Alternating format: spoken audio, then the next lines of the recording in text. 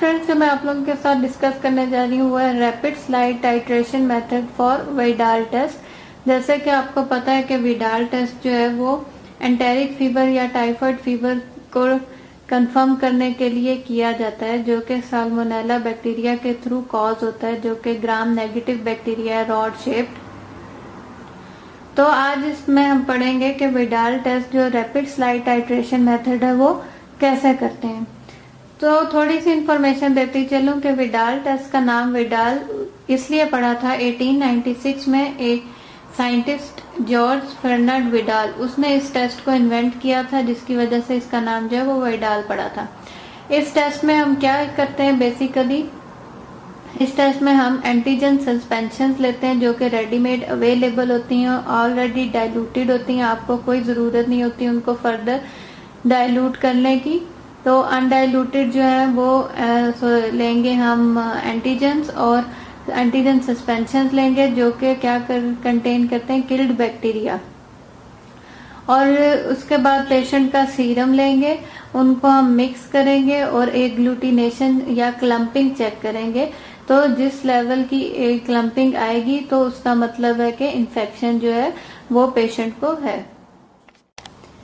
अब सबसे पहले इस टेस्ट का प्रिंसिपल क्या है। इस टेस्ट का प्रिंसिपल ये होता है कि स्टेन्ड बैक्टीरियल एंटीजन जो है वो यूज की जाती हैं, जो कि क्या होता है वो किल्ड बैक्टीरिया होते हैं। और स्टेन्ड इसलिए की होती हैं, स्टेन्ड यानी कि कलर्ड होते हैं, वो एंटीजन्स जो यूज होते हैं वो इसलिए कलर्ड होते हैं ताकि आपको एक ग्लूटिनेशन रिएक्शन देखने में जो है वो आसानी हो सके।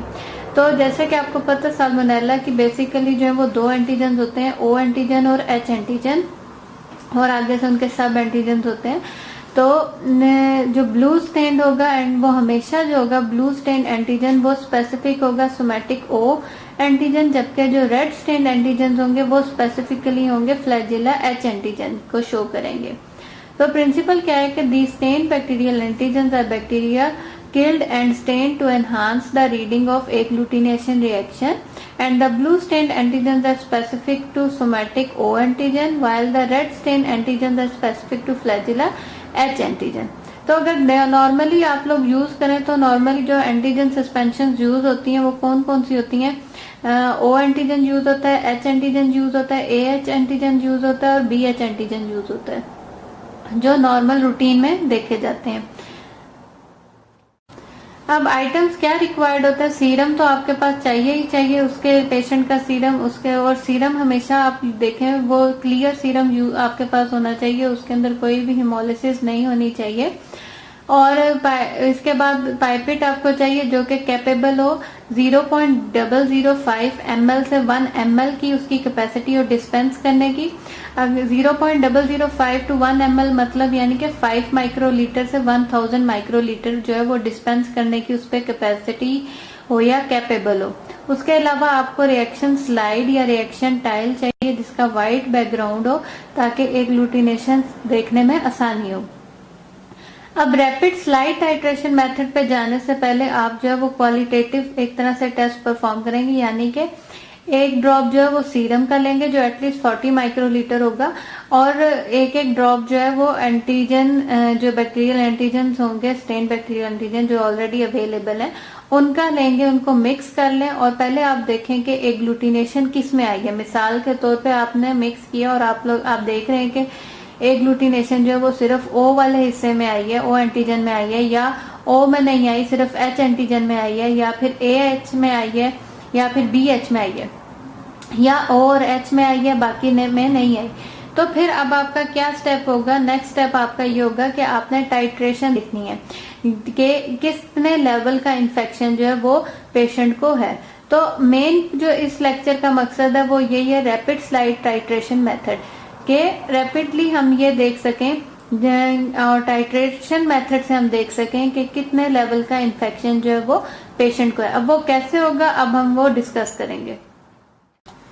अब फर्स्ट स्टेप क्या होगा, फर्स्ट स्टेप ये होगा कि आपने व्हाइट टाइल को लेना है और उसके ऊपर अगर जिस हिसाब के आपके पास पाइपेट मौजूद है तो आपने क्या करना है, तकरीबन 5 सर्कल्स को चूज करना है और उसमें डिलीवर करना है 0.080, 0.040 या 0.020, 0.010 एंड 0.005 ml अनडाइल्यूटेड सीरम को, और तकरीबन उसको 3 सेंटीमीटर जो है डायमीटर सर्कल उसका बनाना है।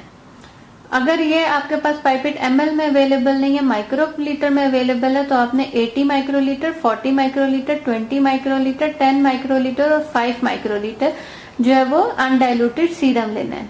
अब क्या करना है, अब आपने रिएजेंट जो के एंटीजन है, तो अब आपने उन एंटीजन को लेना है और उनको प्रॉपरली मिक्स करना है, क्योंकि कई दफा लॉन्ग टाइम स्टैंड बाय हो तो जो रिएजेंट की सस्पेंशन है वो नीचे बैठ जाती है, जिसकी वजह से जो आपका रिजल्ट जो है वो फॉल्स भी अब आएगा, और दूसरा ये है कि आपके रिएजेंट की क्वालिटी भी जो है वो खराब हो जाएगी अगर आप प्रॉपरली शेक नहीं करेंगे। तो रिएजेंट को अच्छी तरह शेक करें, मिक्स करें, और उसके बाद ड्रॉपर जो कि रिएजेंट के साथ ही प्रोवाइड होता है, उसकी मदद से एक एक ड्रॉप जो है वो हर अनडाइल्यूटेड सस्पेंशन में डाल दें। फिर क्या तीसरा स्टेप क्या होगा कि अच्छी तरह मिक्स करना है और स्लोली स्लोली जो है रोटेट करना है टाइल को। और चौथा स्टेप क्या होगा, चौथा स्टेप होगा कि 1 मिनट तक रोटेट करने के बाद जो है वो हमने एग्लूटिनेशन को रीड करना है।